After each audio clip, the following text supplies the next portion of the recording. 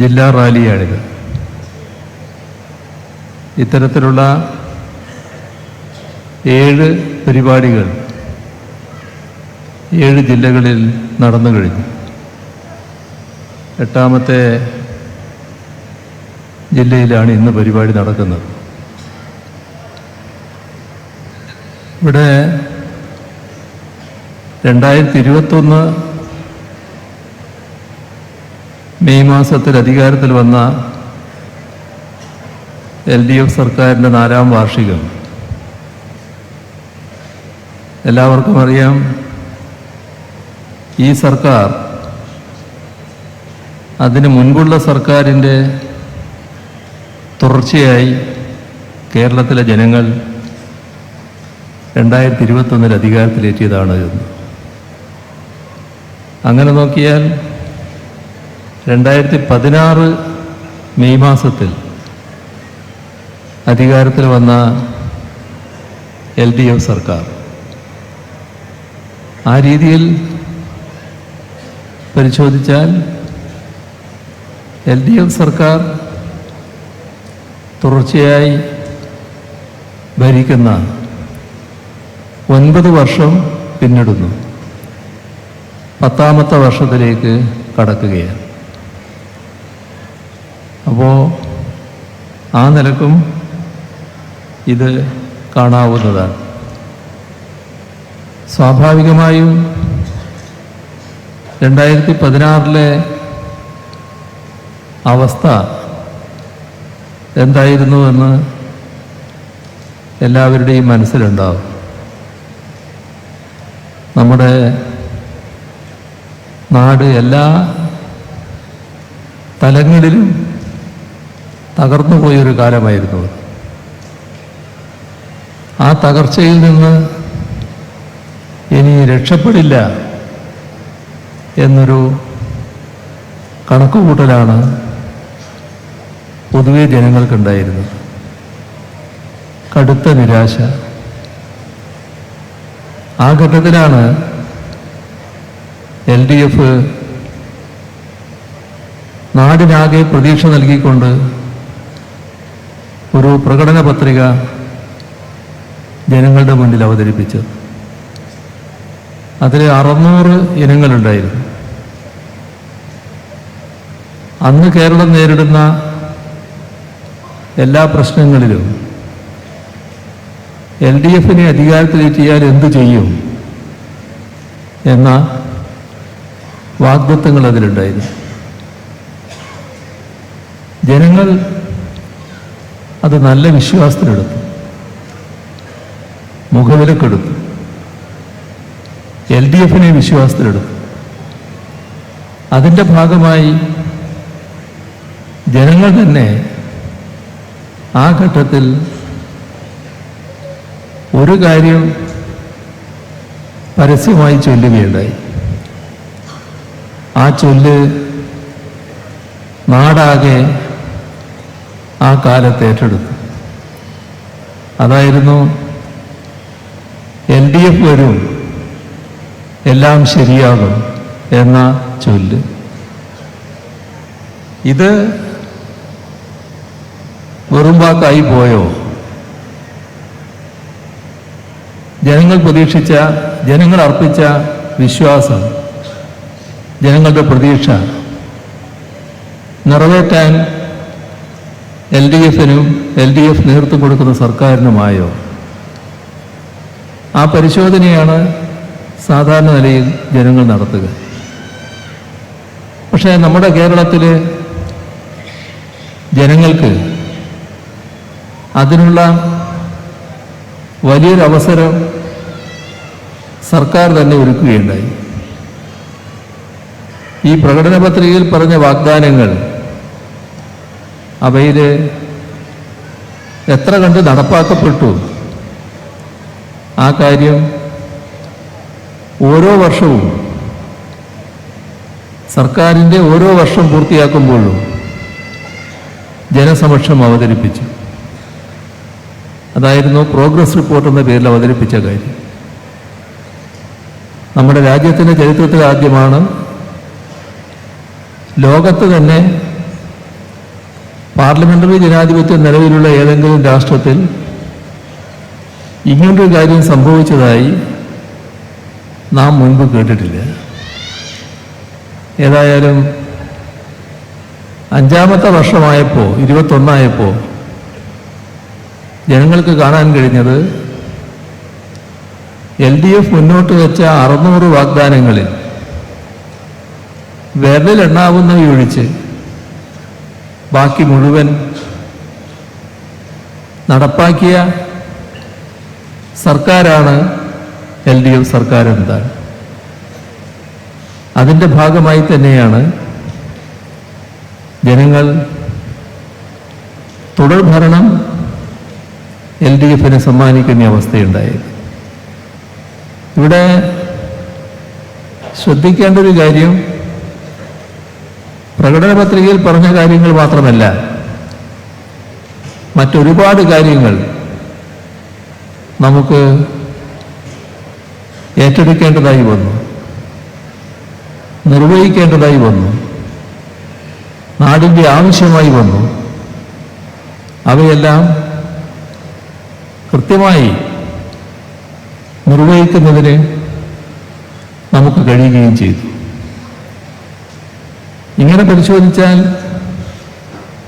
നാടിൻ്റെ പശ്ചാത്തല വികസനം അതിന്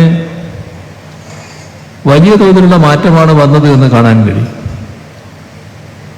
നേരത്തെ നമ്മുടെ കേരളത്തിൽ ഒരു വലിയ നിക്ഷേപം നടത്താൻ തയ്യാറായി ഒരു കമ്പനി ഉടമ വന്നാൽ ആ നിക്ഷേപം നടത്താൻ ഉദ്ദേശിക്കുന്ന സ്ഥലത്തേക്ക് അദ്ദേഹം യാത്ര പുറപ്പെട്ടാൽ ഒരുപാട് പ്രയാസങ്ങൾ അനുഭവിക്കേണ്ടി വരും.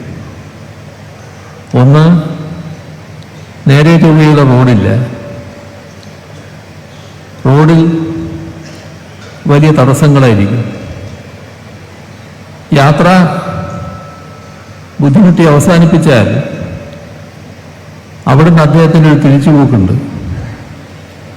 ആ തിരിച്ചുപോക്ക് വീണ്ടും വരാനല്ല, കേരളം വിട്ട് മറ്റേതെങ്കിലും സംസ്ഥാനത്ത് നിക്ഷേപം നടത്താനാണ്. ഇതായിരുന്നു നമ്മുടെ നില. നമ്മുടെ രാജ്യമാകെ പശ്ചാത്തല സൗകര്യം വികസിക്കുന്നതിൻ്റെ ഭാഗമായി national highway authority national highway വികസിപ്പിച്ചെടുക്കുന്നു. ഒരു പൈസ സംസ്ഥാന സർക്കാരിന് ചെലവില്ല. പക്ഷേ നമ്മുടെ സംസ്ഥാനത്ത് അത് വികസിപ്പിക്കാൻ കഴിഞ്ഞില്ല. സംസ്ഥാന ഗവൺമെന്റ് ചെയ്യേണ്ട ഒരു കാര്യം മാത്രമേ ഉള്ളൂ. ആ റോഡ് പോകേണ്ട സ്ഥലം എടുത്തു കൊടുക്കണം. അപ്പൊ നമ്മൾ തർക്കിച്ച് സമയം കളിയായിരുന്നു. നമ്മുടെ നാട്ടില് ഇത്തരം കാര്യങ്ങളിൽ വലിയ തോതിൽ പാണ്ഡിത്യം തെളിയിക്കുന്ന താർക്കിക വിദഗ്ധരുണ്ട്. അവരെ ഒരു ബസ്സിന്റെ വീതി കണക്കാക്കി, അങ്ങനെ 2 ബസ് പോകാൻ എത്ര വീതി വേണം, അത്തരത്തിലുള്ള 2 റോഡിന് ആകെ എത്ര വീതിയാണ്, ഇങ്ങനെയെല്ലാമുള്ള കണക്കുകൾ ആ കാലത്ത് അവതരിപ്പിക്കുന്നത് നമ്മൾ കണ്ടു. അവസാനം ഉണ്ടായ ഫലം സ്ഥലം ഏറ്റെടുക്കുന്നില്ല. എത്ര സ്ഥലം ഏറ്റെടുക്കണം എന്നതിനെ സംബന്ധിച്ച് ഗവൺമെന്റിന് ധാരണയില്ല. ഏറ്റവും ഒടുവിൽ അന്നത്തെ സർക്കാർ ഒരു സർവകക്ഷി യോഗം വിളിച്ചു. അതിലെല്ലാ കക്ഷികളും കൂടി തീരുമാനിച്ചു, ഈ റോഡ് 45 മീറ്റർ വീതിയെങ്കിലും വേണം. കേരളത്തിൻ്റെ സാഹചര്യത്തിൽ അതാണ് നല്ലത്. അപ്പോൾ കേരളത്തിൻ്റെ പൊതുവായ തീരുമാനമായി സംസ്ഥാന ഗവൺമെന്റിന് പിന്നെ അറച്ചു നിൽക്കേണ്ട കാര്യമില്ല. കേന്ദ്ര ഗവൺമെൻറ് ആവശ്യപ്പെടുന്ന രീതിയിൽ, നാഷണൽ ഹൈവേ അതോറിറ്റി ആവശ്യപ്പെടുന്ന രീതിയിൽ 45 മീറ്റർ വീതിയിൽ സ്ഥലമെടുത്തു കൊടുക്കുക. എന്നിട്ടും സ്ഥലമെടുപ്പ് നടന്നില്ല. കാരണം അവരുടെ കൂടെ ഇരിക്കുന്നവർ അങ്ങനെ സ്ഥലം എടുക്കാൻ പറ്റില്ല എന്ന് പറഞ്ഞു. അവിടെ ഉപേക്ഷിച്ചു. ഇവിടെ നഷ്ടപ്പെട്ടത് നമ്മുടെ നാടിൻ്റെ മുന്നോട്ട് പോക്കിനുള്ള അവസരമാണ്. ആ സമയം നമുക്ക് പിന്നീട് തിരിച്ചു കിട്ടില്ല. നഷ്ടപ്പെട്ടത് തന്നെയാണ്. ഓരോ നാടും അതത് സന്ദർഭത്തിലെ പുരോഗതി നേടേണ്ടതുണ്ട്. ആ പുരോഗതി നമുക്ക് നേടാനായില്ല. 2016 LDF സർക്കാർ അധികാരത്തിൽ വന്നപ്പോൾ ആ സ്ഥലമേറ്റെടുക്കുന്ന കാര്യം വീണ്ടും പ്രശ്നമായി വന്നു. അപ്പോഴേക്കൊരു കാര്യം സംഭവിച്ചു. ഇത് നടപ്പാക്കേണ്ട നാഷണൽ ഹൈവേ അതോറിറ്റി ഇവിടെയൊന്നും നടക്കില്ല എന്ന ധാരണയിൽ സ്ഥലം വിട്ടു. അവരെ തിരിച്ചു വിളിച്ചു. സ്ഥലം ഞങ്ങൾ ഏറ്റെടുത്ത് തരാമെന്ന് പറഞ്ഞു. അവരപ്പോഴൊരു പുതിയ തർക്കം ഉന്നയിച്ചു. കേരളത്തിൽ വലിയ വിലയാണ്, ഈ വില കൊടുത്ത് സ്ഥലമെടുക്കാൻ ഞങ്ങൾക്ക് കഴിയില്ല, നിങ്ങൾ സ്ഥലമെടുത്ത് തരണം. നാം കാണേണ്ടത് രാജ്യത്തൊരിടത്തും നാഷണൽ ഹൈവേക്ക് വേണ്ടിയുള്ള സ്ഥലമെടുപ്പ് സംസ്ഥാന സർക്കാർ വില കൊടുത്ത് നടത്തിയിട്ടില്ല. നമ്മളത് തന്നെ ഉന്നയിച്ചു. ശരിയല്ല നിങ്ങളുടെ സമീപനമെന്ന് പറഞ്ഞു. തർക്കമായി. പക്ഷെ നാം ഒരു ഗതികേടിലായി. നമ്മുടെ അയൽ സംസ്ഥാനങ്ങൾ, നമ്മുടെ രാജ്യമാകെ നാഷണൽ ഹൈവേ വലിയ തോതിൽ വികസിച്ചു പോയിരിക്കുന്നു. നമ്മൾ മാത്രം നാഷണൽ ഹൈവേ എന്നത് വില്ലേജ് റോഡിനേക്കാളും പരിതാപകരമായ അവസ്ഥയിൽ കിടക്കുന്നു. അപ്പം നമ്മുടെ നാടിൻ്റെ മുന്നോട്ട് പോക്കിന് നാഷണൽ ഹൈവേ വികസനം പൂർണ്ണമായും നടന്നേ തീരൂ. പക്ഷേ ആ വില കൊടുത്ത് ഭൂമി ഏറ്റെടുക്കാൻ സംസ്ഥാന സർക്കാരിന് കഴിയുകയുമില്ല. അവസാനം തർക്കം ഒത്തുതീർപ്പ് സംഭാഷണത്തിലേക്ക് നീങ്ങി. അതിനകത്ത് നമ്മുടെ ഗതികേട് കൊണ്ട് ഒരു കാര്യം സമ്മതിക്കേണ്ടി വന്നു, അല്ലെങ്കിൽ നമ്മെ കൊണ്ട് സമ്മതിപ്പിച്ചു. അതെന്താണ്? ഏറ്റെടുക്കുന്ന സ്ഥലത്തിൻ്റെ വിലയിൽ 25% സംസ്ഥാന സർക്കാർ വഹിക്കുക. യഥാർത്ഥത്തിൽ UDF സർക്കാർ കാണിച്ച കെടുകാര്യസ്ഥക്കുള്ള പിഴയായിരുന്നു അത്. എത്ര? 5600 കോടി രൂപ. പക്ഷെ നമ്മുടെ നാടിൻ്റെ വികസനം മുടങ്ങാൻ പാടില്ല എന്നുള്ളത് കൊണ്ട് മറ്റു വഴികളൊന്നുമില്ലാത്തൊരു സാഹചര്യത്തിൽ ആ വ്യവസ്ഥ നമ്മൾ അംഗീകരിച്ചു. 5600 കോടി രൂപ കൊടുത്തു. ഇപ്പോൾ നിങ്ങൾ കാണുന്നില്ലേ നാഷണൽ ഹൈവേയുടെ വികസനം എങ്ങനെ നടക്കുന്നു? ഈ കാഴ്ച തലപ്പാടി തൊട്ട് അങ്ങ് തിരുവനന്തപുരത്ത് വരെ സഞ്ചരിക്കുമ്പോൾ വിവിധ റീച്ചുകളിലായി കാണാൻ നമുക്ക് കഴിയും.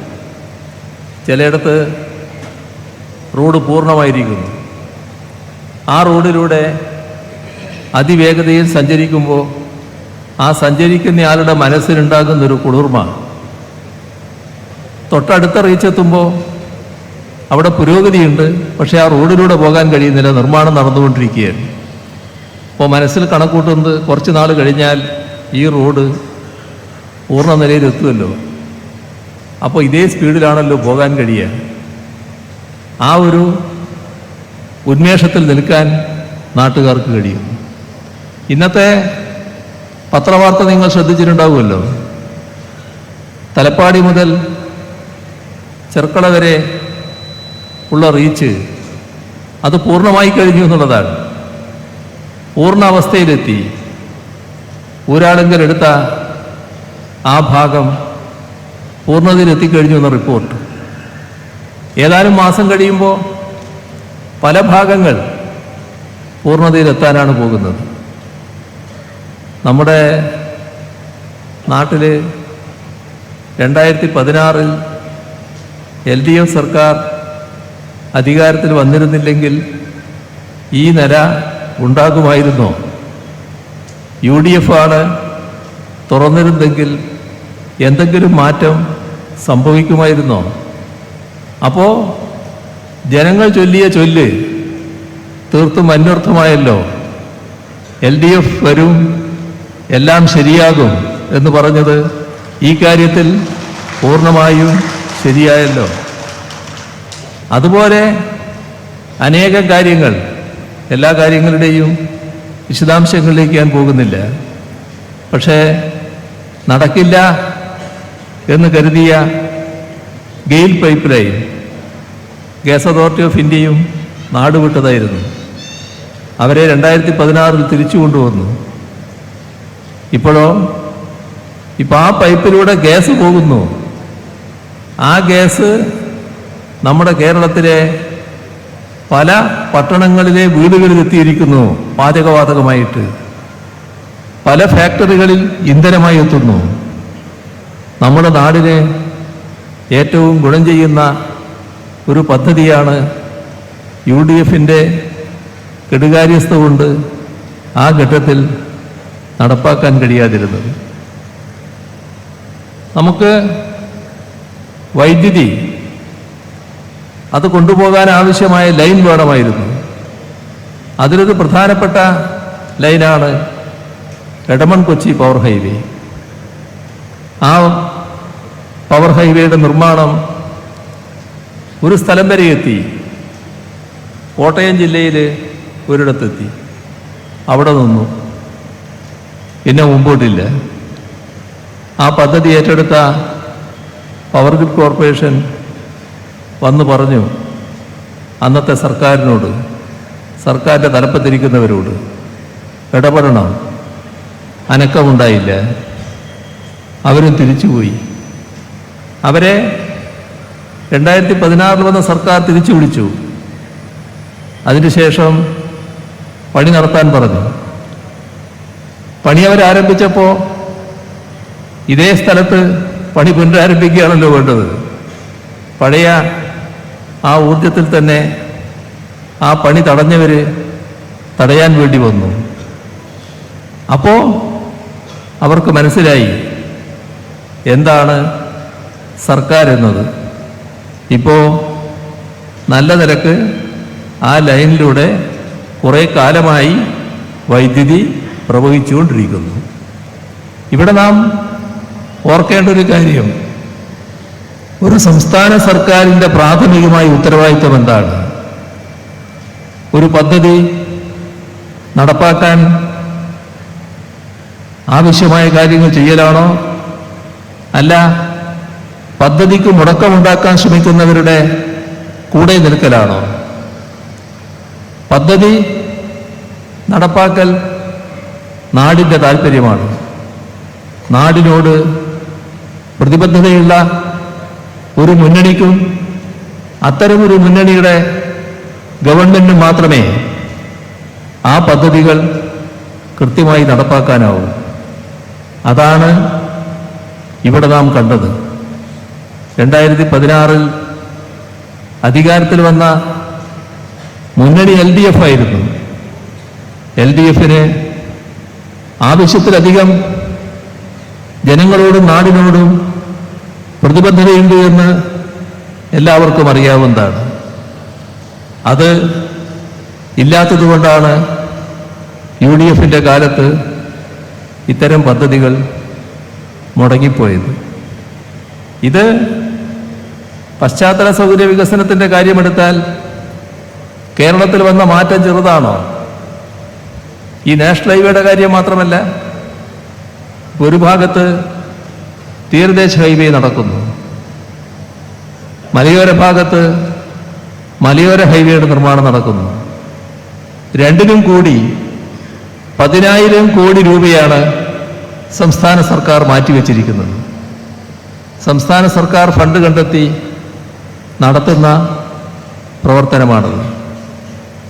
അതിൻ്റെ കൂടെ തന്നെയാണ് നാം കാണേണ്ടത് നമ്മുടെ കോവളം മുതൽ ബേക്കൽ വരെ നീളുന്ന 600 കിലോമീറ്റർ ദൈർഘ്യമുള്ള ജലപാത, ആ ജലപാത പൂർത്തിയാക്കാൻ പോകുന്നു.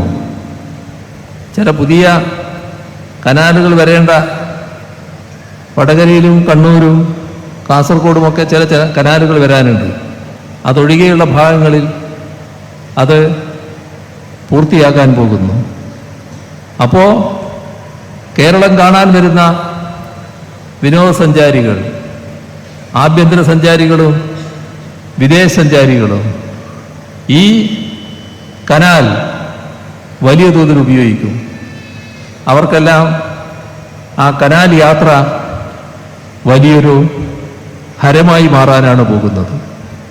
നമ്മുടെ നാട്ടിലെ റോഡുകൾ, എല്ലാ റോഡുകളും നല്ല റോഡുകളായി മാറിയിരിക്കുന്നു.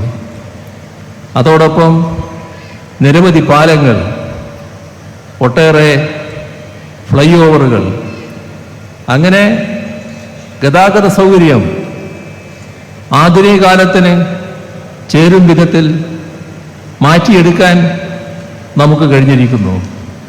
ഇതൊന്നും കേരളത്തിൽ സംഭവിക്കില്ല എന്നായിരുന്നല്ലോ നേരത്തെ നിരാശ ബാധിച്ചവർ ശപിച്ചുകൊണ്ട് പറഞ്ഞിരുന്ന കാര്യം.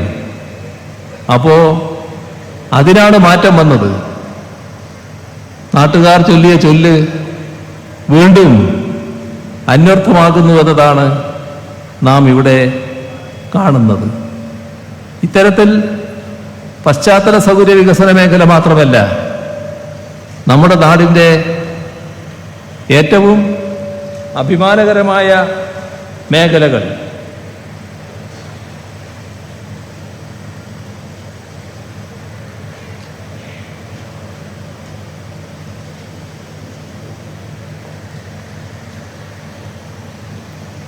ആ മേഖലകളും തകർന്നു പോയിരുന്നല്ലോ.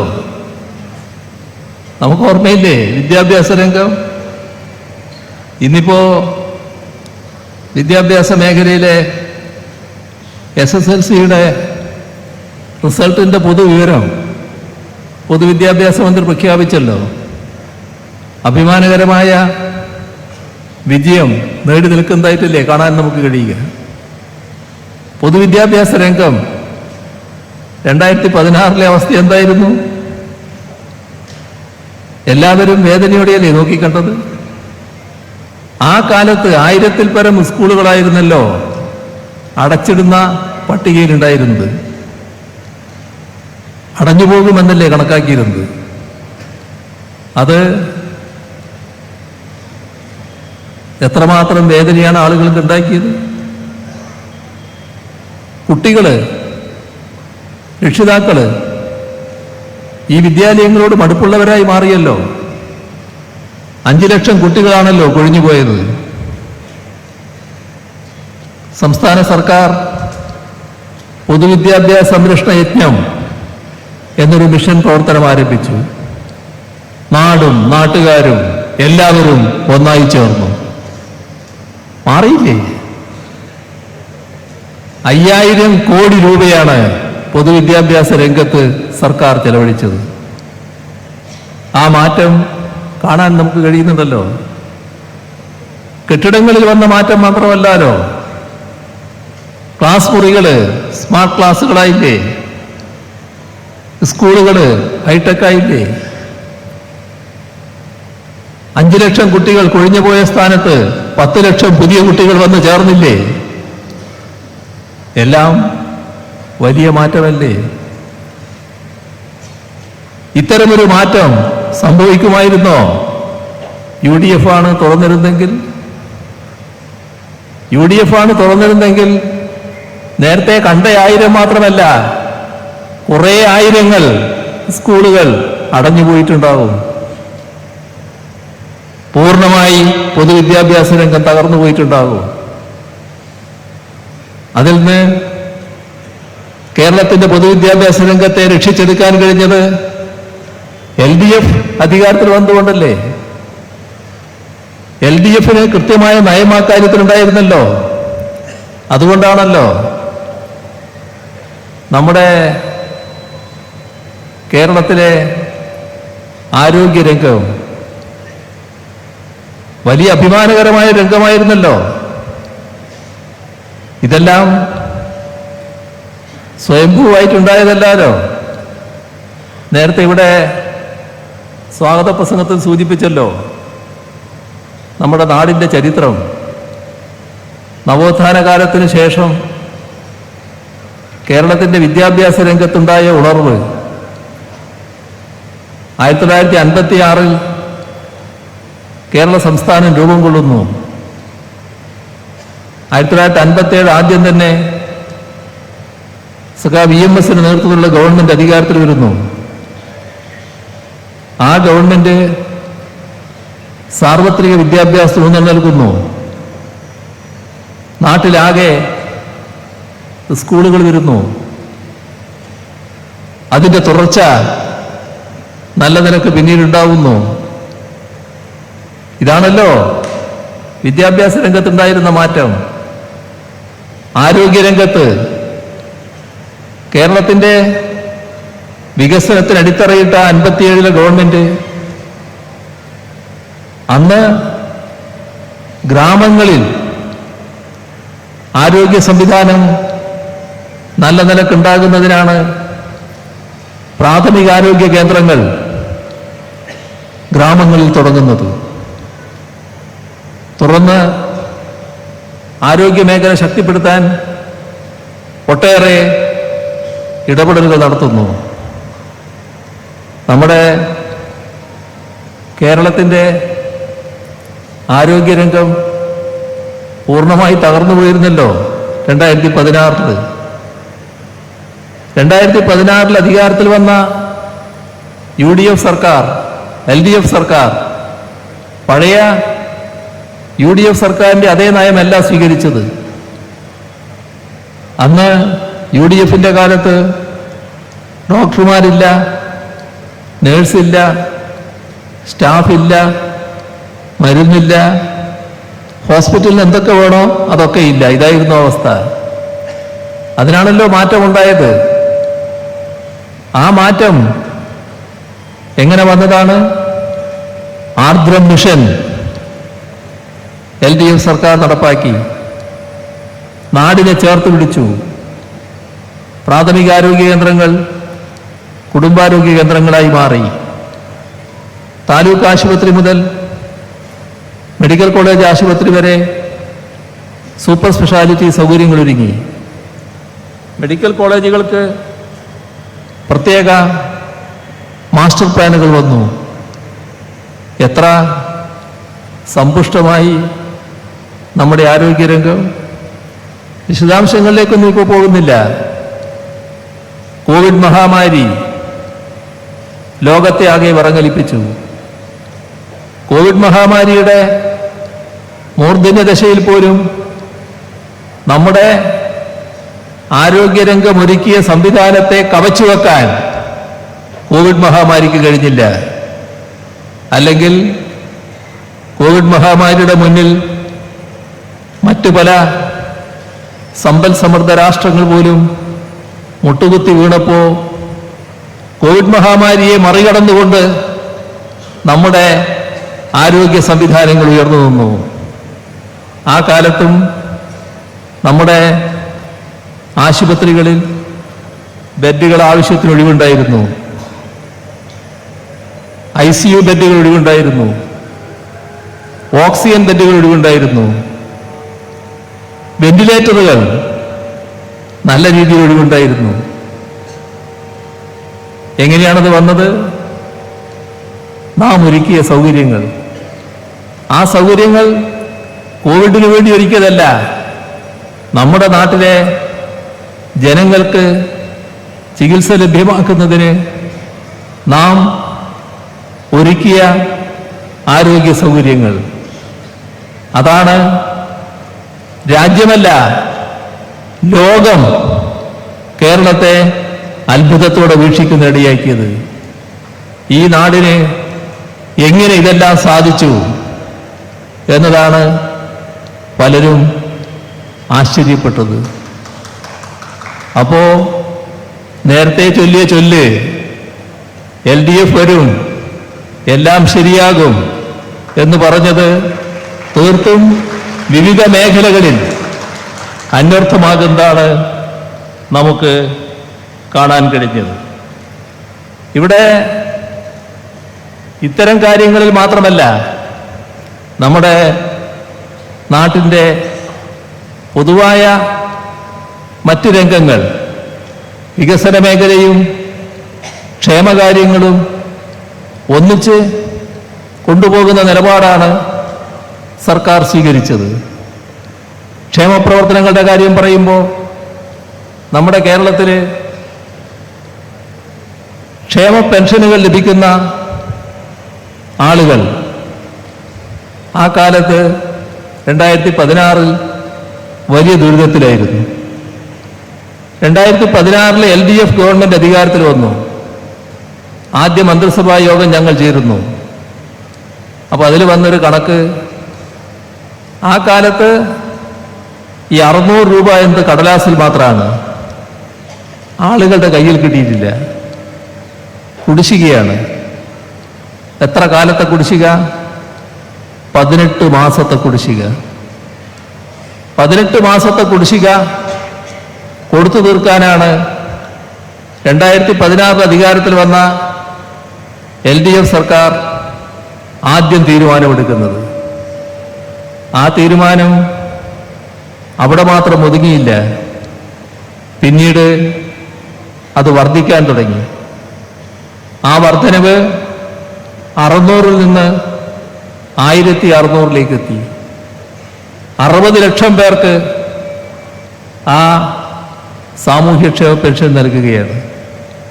നമ്മുടെ നാട്ടിൽ LDF അല്ല അധികാരത്തിൽ വന്നിരുന്നെങ്കിൽ ആ 18 മാസം പിന്നീട് ചിലപ്പോൾ ഒരു 0 കൂടി ചേർക്കുന്ന അവസ്ഥയിലേക്ക് എത്തിയിട്ടുണ്ടാവുമല്ലോ. UDF-ന് പാവപ്പെട്ടവരോടുള്ള പ്രതിബദ്ധത എത്രമാത്രം എന്ന് കാണിക്കുന്നതാണല്ലോ ഈ വന്ന 18 മാസത്തെ കുടിശ്ശിക. ഇവിടെ ഈ കാര്യം മാത്രമല്ല, നമ്മുടെ കേരളത്തിൽ നമ്മോടൊപ്പം ജീവിക്കുന്ന സഹോദരങ്ങളിൽ ചിലർ ഒരു സ്വന്തം വീട് സ്വപ്നം കാണുന്നവരാണ്. നിർഭാഗ്യവശാൽ പലരും ആ സ്വപ്നത്തോടെ മണ്ണടിഞ്ഞു പോയിട്ടുണ്ട്. ആ ഹതഭാഗ്യർ ഒരു വീട് തനിക്ക് സ്വന്തമായിട്ടുണ്ടാക്കാനാവില്ലാലോ എന്ന ആധിയിലായിരുന്നു. അവിടെയാണ് LDF സർക്കാർ അതിന് മറുപടി കണ്ടത്. LDF ഗൗരവമായി ആലോചിച്ചു. ഇതിന് പരിഹാരം കാണണമെന്ന് നിശ്ചയിച്ചു. സർക്കാർ കണ്ട പരിഹാരം എന്തായിരുന്നു? അതിനുവേണ്ടി ലൈഫ് മിഷൻ പ്രവർത്തനം ആരംഭിച്ചു. അതിലെ ആദ്യഘട്ടം നാം 5 ലക്ഷം കുടുംബങ്ങൾക്ക് വീട് നൽകുമെന്നാണ് കണ്ടത്. ഇവിടെ കഴിഞ്ഞ ദിവസം വന്ന കണക്കിൽ നമ്മുടെ സംസ്ഥാനത്ത് 4.5 ലക്ഷത്തിലധികം വീടുകൾ പൂർത്തിയായി. അതിനകത്തെല്ലാം ആളുകൾ താമസിക്കുകയുമാണ്. അപ്പോൾ അടുത്തു തന്നെ നേരത്തെ പറഞ്ഞ 5 ലക്ഷമോ അതിൽ കൂടുതലോ ആളുകൾ ഇതിൻ്റെ ഭാഗമായി വീടുള്ളവരായി മാറാൻ പോകുന്നു. ബാക്കി വീടുകളുടെ നിർമ്മാണ പ്രവർത്തനം അതിവേഗതയിലാണ് നടന്നുകൊണ്ടിരിക്കുന്നത്.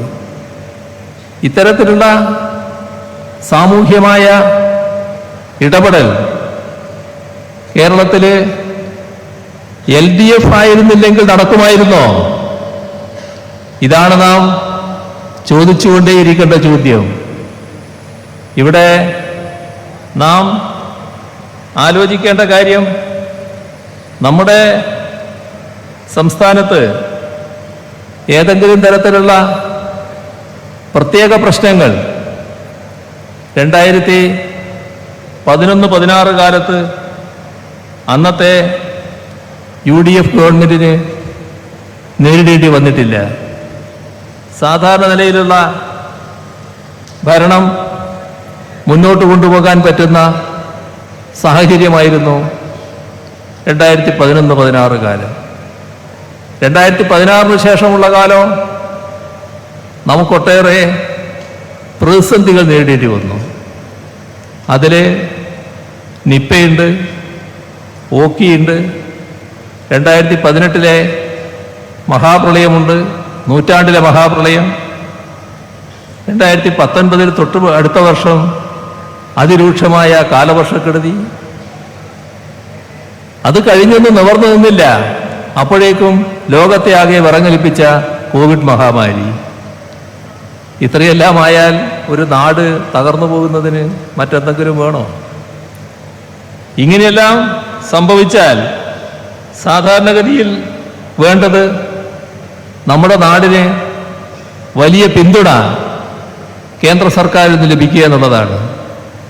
അതൊരു തരത്തിലുള്ള ദയ ചോദിക്കലല്ല, നമുക്ക് അർഹതപ്പെട്ടതാണ്.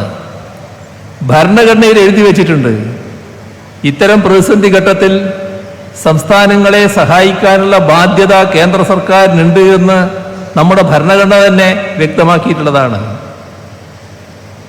നമ്മുടെ രാജ്യത്ത് മറ്റെല്ലായിടങ്ങളിലും സഹായങ്ങൾ ലഭിച്ചിട്ടുണ്ട്, നമുക്ക് മാത്രം സഹായമില്ല. എന്തേ നമുക്കുള്ള കുറവ്? ഇപ്പോൾ നൂറ്റാണ്ടിലെ മഹാപ്രളയം കേരളമാകെ തകർന്നു പോകുന്ന അവസ്ഥ, നമ്മെ നെഞ്ചേറ്റിയ ലോകരാഷ്ട്രങ്ങൾ വരെ വേദനിച്ച ഘട്ടം, എന്തെങ്കിലും സഹായം തന്നോ?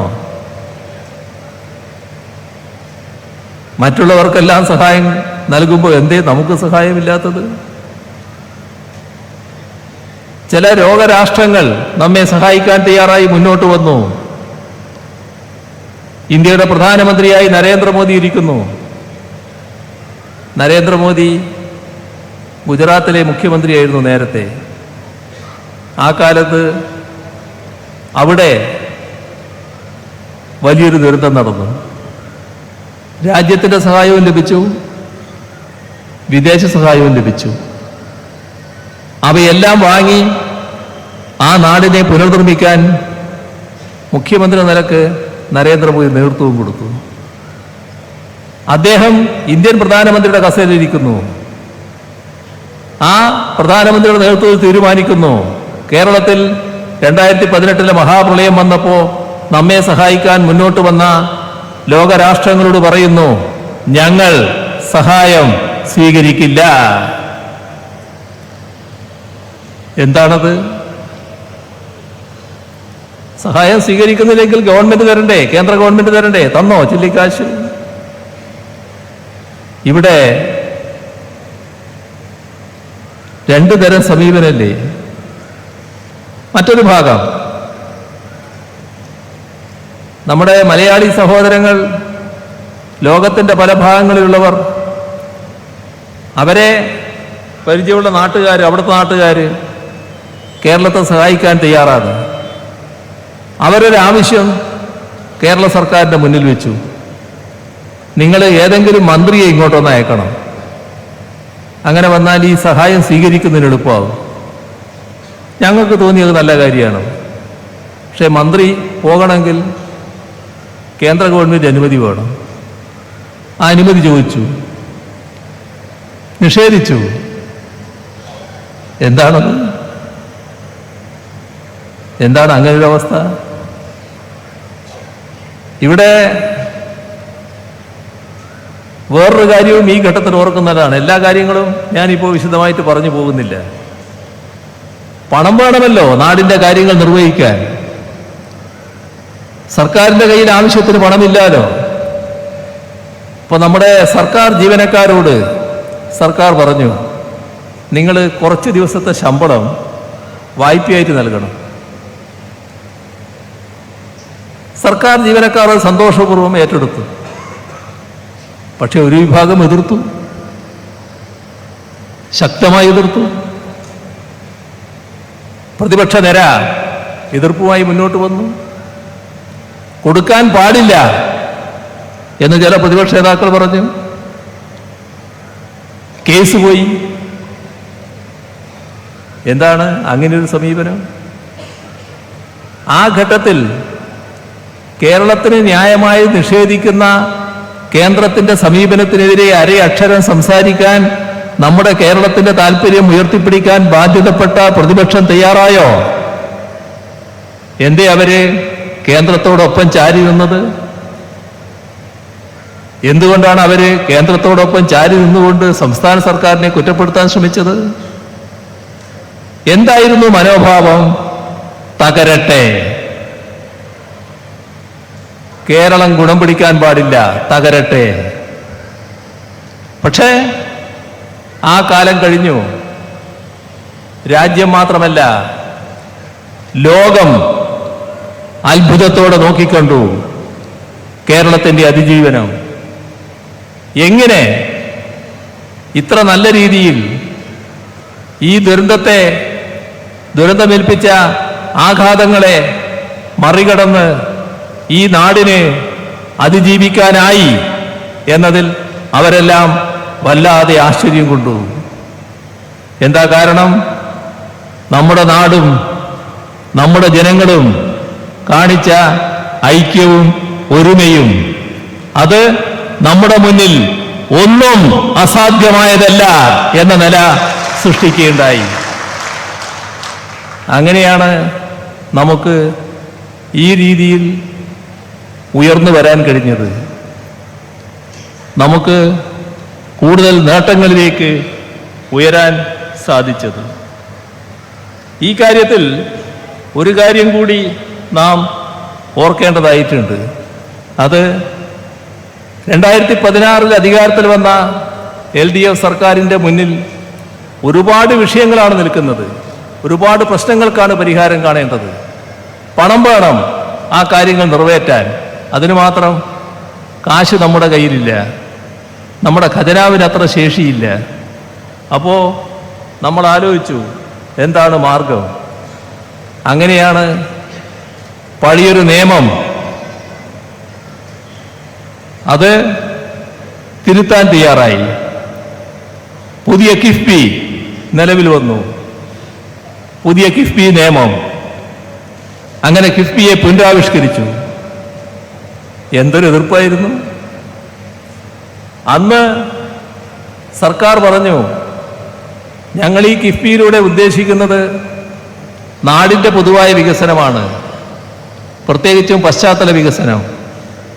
കിഫ്ബി എന്നത് സർക്കാർ സംവിധാനത്തിൻ്റെ പൂർണ്ണമായ പിന്തുണയോടെയുള്ളതാണ്. അതെല്ലാം വ്യക്തമാക്കി. 50,000 കോടി രൂപയുടെ വികസന പദ്ധതികൾ ഈ 5 വർഷം ഏറ്റെടുക്കുമെന്ന് പറഞ്ഞു. പക്ഷേ എന്തൊരു പുച്ഛമായിരുന്നു! എത്ര കടുത്ത എതിർപ്പായിരുന്നു! 2021 ആയപ്പോൾ 5 വർഷം പൂർത്തിയായി. ഏറ്റെടുത്ത പദ്ധതികൾ 50,000 കോടികളല്ല, 62,000 കോടി രൂപയുടെ പദ്ധതികൾ. ഇപ്പോ അത് 90,000 കോടി രൂപയുടെ പദ്ധതിയായി മാറിയിരിക്കുന്നു. എവിടെ തിരിഞ്ഞെന്ന് നോക്കിയാലും അവിടെല്ലാം കിഫ്ബിയുടെ സാക്ഷ്യപത്രങ്ങൾ കാണുന്നൊരു നാടായി കേരളം മാറിയില്ലേ? സ്കൂൾ കെട്ടിടം, ആശുപത്രി കെട്ടിടം, റോഡുകള്, പാലങ്ങള്, ഫ്ലൈ ഓവറുകള്, ഓവർ ബ്രിഡ്ജുകള്, നമ്മുടെ സംസ്ഥാനത്തെ വിവിധ പദ്ധതികളുടെ ഭാഗമായി വരുന്ന മറ്റൊട്ടേറെ നിർമ്മിതികള്, നമ്മുടെ നാഷണൽ ഹൈവേക്ക് കൊടുത്ത 5,600 കോടി, നമ്മുടെ മലയോര ഹൈവേക്കും തീരദേശ ഹൈവേക്കും വേണ്ടി മാറ്റിവെച്ച 10,000 കോടി. ഇതെല്ലാം അതിൻ്റെ എല്ലാം സ്രോതസ് കിഫ്ബിയാണല്ലോ. ആ കിഫ്ബിയെ അങ്ങനെ പോകാൻ അനുവദിച്ചുകൂടാ എന്ന നില ഒരു ഘട്ടത്തിൽ സ്വീകരിക്കുന്നു കേന്ദ്ര ഗവൺമെന്റ്. എന്നിട്ട് പറഞ്ഞു, നിങ്ങളെടുക്കുന്ന കടം സംസ്ഥാന സർക്കാരിൻ്റെ വായ്പയായി കണക്കാക്കും. അതും വന്നില്ലേ? നമ്മളതിനെതിരെ ശക്തമായി ശബ്ദമുയർത്തി കേന്ദ്രത്തോട് പറഞ്ഞു, ശരിയല്ല, മാത്രമല്ല ഡൽഹിയിൽ അതിനെതിരെ പ്രക്ഷോഭം നടത്തി. ആ സമീപനത്തിനെതിരെ ഈ കാര്യം മാത്രമല്ല, നമ്മുടെ സർക്കാരിനെ സാമ്പത്തികമായി ശ്വാസം മുട്ടിക്കാൻ നടത്തിയ ശ്രമം, നമുക്ക് അർഹതപ്പെട്ട കാര്യങ്ങൾ നിഷേധിക്കുന്നു, നമ്മുടെ വായ്പ എടുക്കാനുള്ള അർഹത നിഷേധിക്കുന്നു. ചോദ്യം ചെയ്തു നമ്മൾ സുപ്രീം കോടതിയിൽ. സുപ്രീം കോടതി അത് ഗൗരവമായ വിഷയമായി കണ്ടു, ഭരണഘടനാ ബെഞ്ചിന് വിട്ടിരിക്കുകയാണ്. ഇതല്ലേ സംഭവിച്ചത്? ഈ ഘട്ടത്തിലൊക്കെ നമ്മുടെ നാടിന്റെ താല്പര്യം ഉയർത്തിപ്പിടിക്കാൻ ബാധ്യതപ്പെട്ട ഒരു കൂട്ടറാണല്ലോ പ്രതിപക്ഷത്തിരിക്കുന്നവര്. അവര് നാടിനോടൊപ്പം നിന്നോ? ഈ തെറ്റായ സമീപനത്തെ ചോദ്യം ചെയ്യാൻ നിന്നോ? ആ തെറ്റായ സമീപനത്തിന് നല്ലതുപോലെ വളം വെച്ചു കൊടുക്കുന്ന നിലപാടല്ലേ പലപ്പോഴും അവർ സ്വീകരിച്ചത്? ഇതെല്ലാം നമ്മുടെ ദുരനുഭവത്തിൽപ്പെട്ടതാണല്ലോ.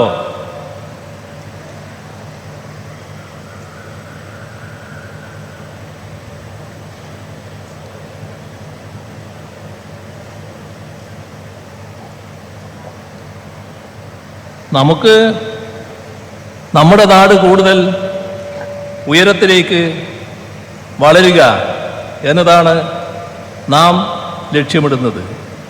അങ്ങനെ നോക്കിയാൽ നമ്മൾ നല്ല രീതിയിൽ അഭിവൃദ്ധിപ്പെട്ടു വരികയാണ്.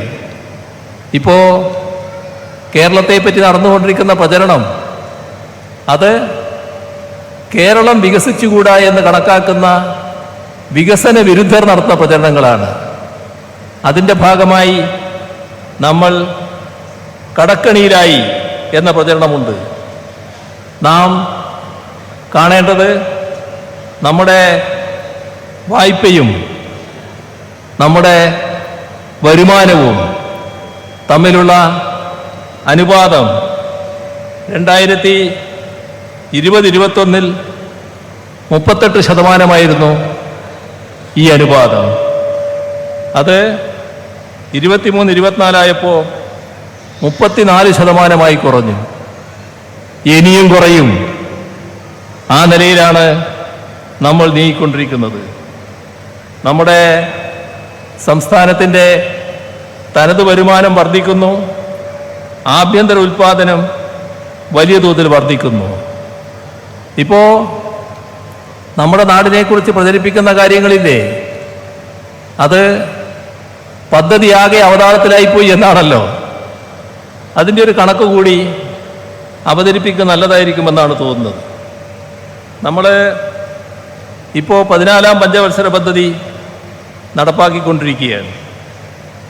ഈ ഘട്ടത്തിൽ കഴിഞ്ഞ സാമ്പത്തിക വർഷം 2024-25 സാമ്പത്തിക വർഷം നമ്മുടെ സംസ്ഥാന വാർഷിക പദ്ധതി അടങ്കൽ 30,370 കോടി രൂപയായിരുന്നു. ഈ പറയുന്ന പ്രചരണം അനുസരിച്ചാണെങ്കിൽ 30,000 കോടിയാവുമ്പോൾ ഒരു 15,000 കോടിയൊക്കെ അല്ലേ ചെലവിടുക എന്നല്ലേ കണക്കാക്കേണ്ടത്. പക്ഷെ നമ്മൾ ചെലവിട്ട് എത്രയാണെന്നറിയോ? 29,224 കോടി 23 ലക്ഷം രൂപ എന്ന് പറഞ്ഞാൽ 96.23%. അപ്പോൾ നമ്മുടെ പദ്ധതി നിർവഹണത്തിൽ എന്തെങ്കിലും തകരാറുണ്ടോ? ഇപ്പോൾ തദ്ദേശഭരണ സ്ഥാപനങ്ങൾ നല്ല നിലയിലാണല്ലോ കേരളത്തിൽ പ്രവർത്തിക്കുന്നത്. അവരുടെ വാർഷിക പദ്ധതിയിൽ 2024-25 8,532 കോടി രൂപയാണ് നൽകിയിരുന്നത്. ചെലവിട്ടത് എത്രയാണെന്നറിയോ? 8,532 അല്ല, 9,452 കോടി 72 ലക്ഷം രൂപ എന്ന് പറഞ്ഞാൽ 110.79%. ഇതാണ് കണക്ക്. ഈ കണക്ക് എവിടെയെങ്കിലും പറയുന്നുണ്ടോ? ഇത് ജനങ്ങളിലേക്ക് എത്തരുതെന്നല്ലേ നിർബന്ധം? ഇതെങ്ങനെയെങ്കിലും മറച്ചു വെക്കണം എന്നാണല്ലോ. കേരളം തകർന്നു പോകുന്നു എന്നുള്ള ചിത്രമാണല്ലോ അവതരിപ്പിക്കാൻ നോക്കുന്നത്. ഇതെല്ലാം നല്ല രീതിയിൽ നമുക്ക് നേരിടാൻ കഴിഞ്ഞതും നമ്മുടെ സംസ്ഥാനത്തെ പദ്ധതി നിർവഹണമടക്കം ഫലപ്രദമായി നടത്താൻ കഴിഞ്ഞതും നമ്മുടെ വരുമാനം നല്ലതുപോലെ വർദ്ധിച്ചതുകൊണ്ടാണ്.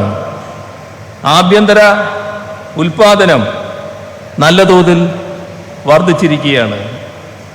ഇതിൻ്റെ ഭാഗമായി നമ്മുടെ വ്യാവസായിക മേഖല, ഞാൻ വിശദാംശങ്ങളിലേക്ക് പോകുന്നില്ല, ഇപ്പോൾ കുറേ അധികം സമയമായിപ്പോയി, ഒരുപാട് നേതാക്കൾ സംസാരിക്കാനുള്ളതാണ്, അതുകൊണ്ട് മറ്റ് വിശദാംശങ്ങളിലേക്ക് ഞാൻ പോകുന്നില്ല. വ്യാവസായിക മേഖല അതിവേഗതയിൽ കുതിച്ചുയരുന്നു. സ്റ്റാർട്ടപ്പ് രംഗം സമാനതകളില്ലാത്ത രീതിയിലാണ് ഉയർന്നു പോകുന്നത്. നമ്മുടെ IT രംഗം വലിയ തോതിൽ വികസനം നേടിക്കൊണ്ടിരിക്കുന്നു. ജനങ്ങൾക്ക് സേവനങ്ങൾ കൃത്യമായി ലഭ്യമാക്കുക, അതിനായുള്ള നടപടികൾ എല്ലാം ഓൺലൈനായി നിർവഹിക്കാനാണ് സർക്കാർ തയ്യാറാക്കുന്നത്. കേരളത്തിൻ്റെ ഒരു മാറ്റത്തെക്കുറിച്ച് കൂടി സൂചിപ്പിക്കേണ്ടതുണ്ട് എന്നാണ് തോന്നുന്നത്. അത് ഉന്നത വിദ്യാഭ്യാസ മേഖലയെക്കുറിച്ചാണ്. 2016 അധികാരത്തിൽ വരുമ്പോൾ അന്ന് പ്രാമുഖ്യം കൊടുത്തത് പൊതുവിദ്യാഭ്യാസ മേഖലക്കായിരുന്നു. എന്നാൽ ഉന്നത വിദ്യാഭ്യാസ മേഖലയെ അവഗണിച്ചു കളഞ്ഞില്ല. അന്നേ ആ പ്രശ്നങ്ങൾ അഡ്രസ് ചെയ്തിരുന്നു. ഉന്നത വിദ്യാഭ്യാസ മേഖലയിലെ യൂണിവേഴ്സിറ്റി വൈസ് ചാൻസലറുമായി ആ ഘട്ടത്തിൽ ഒരു ചർച്ച നടത്തിയിരുന്നു. അന്നത്തെ അവസ്ഥ, കേരളത്തിലെ ഏതെങ്കിലും ഒരു വിദ്യാഭ്യാസ സ്ഥാപനം, രാജ്യത്തെ വിദ്യാഭ്യാസ സ്ഥാപനങ്ങളുടെ ഒരു പട്ടിക തയ്യാറാക്കിയാൽ ആദ്യത്തെ 100-ൽ നമ്മുടെ കേരളത്തിൽ ഒരു വിദ്യാഭ്യാസ സ്ഥാപനവും ഉണ്ടായിരുന്നില്ല. അത്ര പുറകിലായിരുന്നു നമ്മൾ. നമ്മുടെ വിദ്യാഭ്യാസ മേഖലയുടെ ശേഷിയെക്കുറിച്ച് നമ്മളെല്ലാം അഭിമാനം കൊള്ളുന്ന ഘട്ടത്തിലുണ്ടായിരുന്നൊരു വസ്തുതയാണിത്. അവരുമായി ചർച്ച ചെയ്തു, ഇതിൽ മാറ്റമുണ്ടാക്കേണ്ട കാര്യം പറഞ്ഞു. പറയുക മാത്രമല്ല, അതിനാവശ്യമായ നടപടികൾ സ്വീകരിച്ചു. 2021 അധികാരത്തിൽ വീണ്ടും വന്നപ്പോൾ ഈ ഗവൺമെന്റ് ആ രംഗത്ത് കൂടുതൽ ശ്രദ്ധ പതിപ്പിച്ചു. എന്ന് പറഞ്ഞാൽ അതിനാവശ്യമായ സൗകര്യങ്ങൾ ഒരുക്കി. ഇപ്പൊ എന്താ അവസ്ഥ? ഇപ്പോ രാജ്യത്തെ പൊതു യൂണിവേഴ്സിറ്റികൾ, ആ യൂണിവേഴ്സിറ്റികളിൽ ആദ്യത്തെ 1 ഡസൻ 12 എണ്ണം, അതിൽ 3 എണ്ണം കേരളത്തിൽ നിന്നുള്ളതാണ്. അതിൻ്റെ റാങ്കിംഗ് ഉണ്ട്. കേരളം 9-ാം സ്ഥാനം, കേരള യൂണിവേഴ്സിറ്റി. കൊച്ചിൻ യൂണിവേഴ്സിറ്റി 10-ാം സ്ഥാനം, ഗാന്ധി യൂണിവേഴ്സിറ്റി 11-ാം സ്ഥാനം, കാലിക്കറ്റ് യൂണിവേഴ്സിറ്റി 43-ാം സ്ഥാനം. നമ്മുടെ രാജ്യത്തെ 100 കോളേജുകൾ, അതിൽ 16 എണ്ണം നമ്മുടെ കേരളത്തിൽ നിന്നുള്ളതാണ്.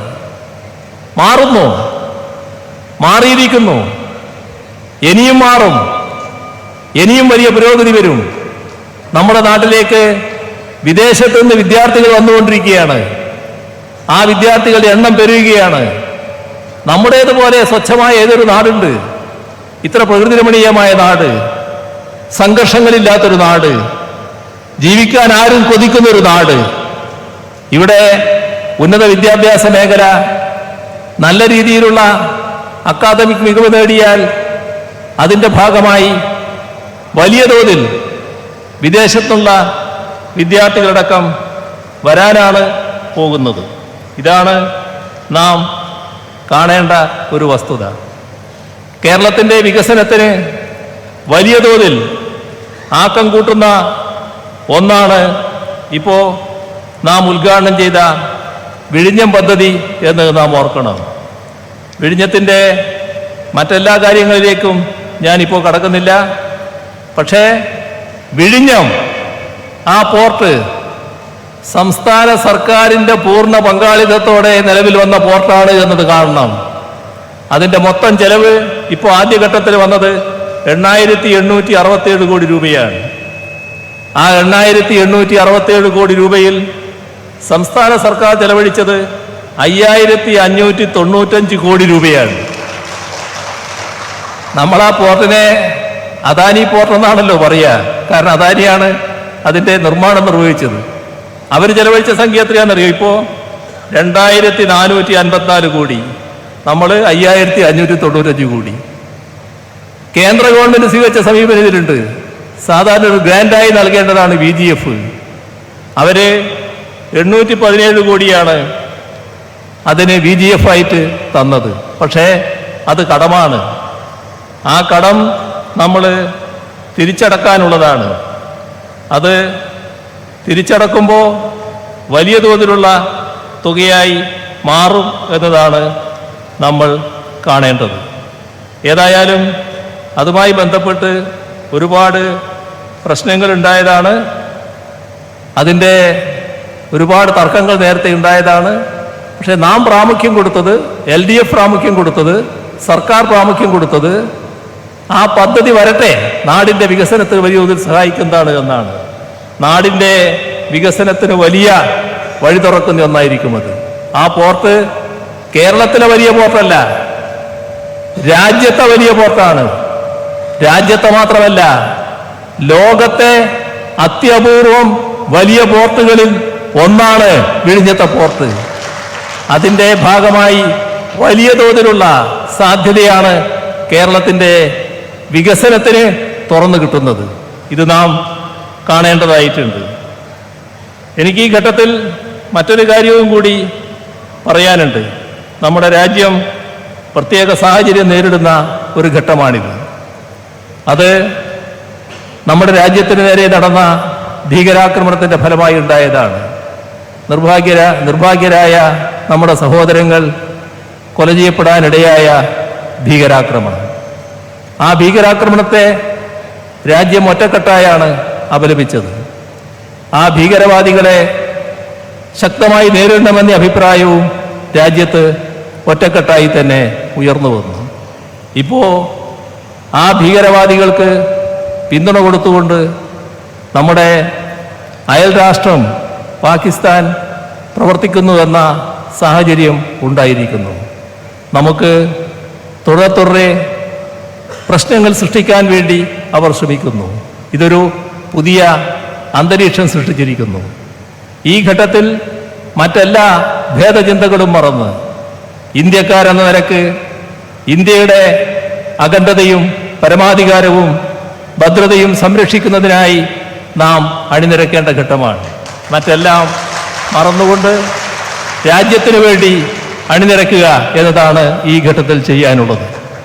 അതിൻ്റെ ഭാഗമായി ഇത്തരമൊരു സാഹചര്യം അയവ് വരുന്ന മട്ടല്ല കാണുന്നത്, കുറച്ചുകൂടി മുറുകി വരുന്ന ഒരു ഘട്ടമായിട്ട് തോന്നുന്നു. അങ്ങനെ ഒരു ഘട്ടത്തിൽ ഞങ്ങൾ ഈ 4ാം വാർഷികാഘോഷ പരിപാടികൾ ഈ ഘട്ടത്തിൽ നടത്തുന്നത് ഔചിത്യപൂർണമാണോ എന്നൊരാലോചന ഇന്ന് ഉച്ചയ്ക്ക് ചേർന്ന മന്ത്രിസഭാ യോഗം നടത്തുകയുണ്ടായി. അപ്പം ഞങ്ങളതിൽ കണ്ടത് ഈ ഘട്ടത്തിൽ നമുക്ക് തുടരേണ്ടതില്ല എന്നാണ്. പക്ഷേ ഇന്ന് ഉച്ചക്കെടുത്ത തീരുമാനം അപ്പോൾ പറഞ്ഞാൽ നിങ്ങളെല്ലാവരും പ്രയാസത്തിലാകുമെന്നുള്ളത് കൊണ്ടാണ് ആ ഘട്ടത്തിൽ പറയാതിരുന്നത്. ഇന്നിവിടെ വെച്ച് പറയാമെന്നാണ് കണക്കാക്കിയത്. ഇതിന് ശേഷമുള്ള ഇനി 6 ജില്ലകളിലെ പരിപാടിയുണ്ട്. അത് തൽക്കാലം മാറ്റിവെക്കുകയാണ്, മറ്റൊരു ഘട്ടത്തിലേക്ക് മാറ്റിവെക്കുകയാണ്. ഇപ്പോൾ ആരംഭം കുറിച്ചിട്ടുള്ള എക്സിബിഷനുകളുണ്ട്. ആ എക്സിബിഷനുകളിലെ കലാപരിപാടികളൊന്നും നടക്കില്ല. എക്സിബിഷൻ ഒരു വിവരം കൈമാറുന്നൊരു സ്ഥലമെന്ന നിലക്ക് അത് നടക്കട്ടെ എന്ന് വെക്കും. കലാപരിപാടികളും മറ്റും നമ്മൾ നിർത്തിവെക്കും. അതേപോലെ തന്നെ രാവിലത്തെ പ്രഭാതയോഗം ഇനി 6 ജില്ലകളിൽ നടത്തില്ല, അത് നിർത്തിവെക്കുകയാണ്. അതിൻ്റെ കൂടെ തന്നെ ഇത് LDF റാലിയാണ്. അപ്പോൾ LDFിൻ്റെ വകയാണ് തീരുമാനം പ്രഖ്യാപിക്കേണ്ടത്. അത് LDF കൺവീനർ സ്വാഭാവികമായും പ്രഖ്യാപിക്കുമെന്നാണ് പ്രതീക്ഷിക്കുന്നത്. ഇപ്പോൾ പ്രഖ്യാപിച്ച് കഴിഞ്ഞിട്ടുണ്ടോ എന്ന് എനിക്കറിയില്ല. സ്വാഭാവികമായി LDFിൻ്റെ പ്രഖ്യാപനം വരും എന്നാണ് പ്രതീക്ഷിക്കുന്നത്. ഏതായാലും ഇനിയുള്ള 6 ജില്ലകളിലെ പരിപാടി മറ്റൊരു ഘട്ടത്തിലേക്ക് മാറ്റിവെക്കുകയാണ്. നാം ഒരു കാര്യം ശ്രദ്ധിക്കേണ്ടത്, നാം പറയുന്ന വികസിത കേരളം, അത് നവകേരളം എന്ന പുതിയ പേരിൽ നാം വിളിക്കുന്നു. ആ നവകേരളം ഒരു സങ്കല്പമല്ല, ഏതോ കാലത്ത് നടക്കേണ്ടതെന്ന് എന്ന നിലക്കല്ല, വർത്തമാനകാലത്ത് യാഥാർത്ഥ്യമാക്കാനുള്ള ഒന്നായിട്ടാണ് നാം കാണുന്നത്. ആ നവകേരളം യാഥാർത്ഥ്യമാക്കുന്നതിനുള്ള എല്ലാ പിന്തുണയും സഹകരണവും നിങ്ങളിൽ നിന്ന് തുറന്നും ഉണ്ടാകണം എന്ന് മാത്രം അഭ്യർത്ഥിച്ചുകൊണ്ട് മറ്റു കൂടുതൽ കാര്യങ്ങളെ കടക്കാതെ അവസാനിപ്പിക്കുന്നു. നിങ്ങൾക്കെൻ്റെ അഭിവാദ്യങ്ങൾ.